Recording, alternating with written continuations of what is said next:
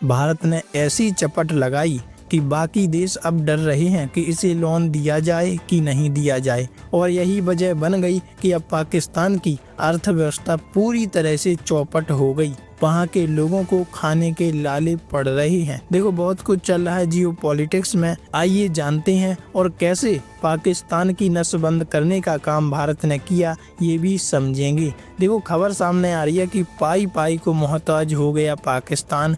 भारत ने की ऐसी तैयारी, टूट जाएगी कमर। 22 अप्रैल 2025 को जम्मू कश्मीर के पहलगाम में हुए आतंकी हमले के बाद से ही पाकिस्तान के खिलाफ एक्शन लगातार जारी हैं। भारत ने पड़ोसी देश के खिलाफ कई तरह की पाबंदियां लगाई हैं और उस पर नकेल कसने की तैयारी कर रही है।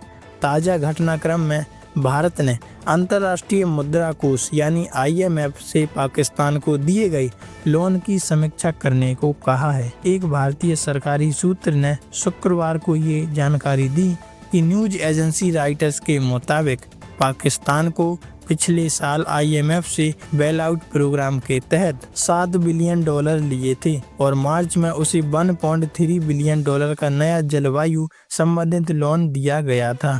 यह प्रोग्राम $350 अरब की अर्थव्यवस्था के लिए महत्वपूर्ण है और पाकिस्तान ने कहा कि इस राहत पैकेज के तहत उसकी अर्थव्यवस्था स्थिर हुई है, जिससे उसे लोन चूक के खतरे से बचने में मदद मिली है।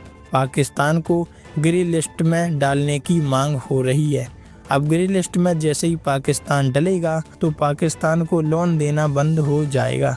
एक सरकारी सूत्र ने रॉयटर्स को बताया है कि भारत ने IMF के सामने पाकिस्तान को दिए गए लोन पर चिंता जताई और इसकी समीक्षा करने की मांग की। इसके साथ ही भारत ने पाकिस्तान को ग्रे लिस्ट में डालने की भी अपील की। अगर पाकिस्तान को मिलने वाली ये मदद बंद हो जाती है तो उसकी कमर टूटनी तय है, और ये भारत करके रहेगा, क्योंकि पाकिस्तान के बढ़ते रवैये और चीन का साथ उसे उकसा रहा है कि भारत पर हमला किया जाए।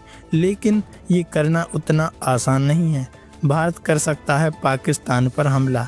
भारत और पाकिस्तान ने पिछले सप्ताह भारतीय कश्मीर में हिंदू पर्यटकों पर हुए हमले के बाद कई एक दूसरे के खिलाफ कई कदम उठाए।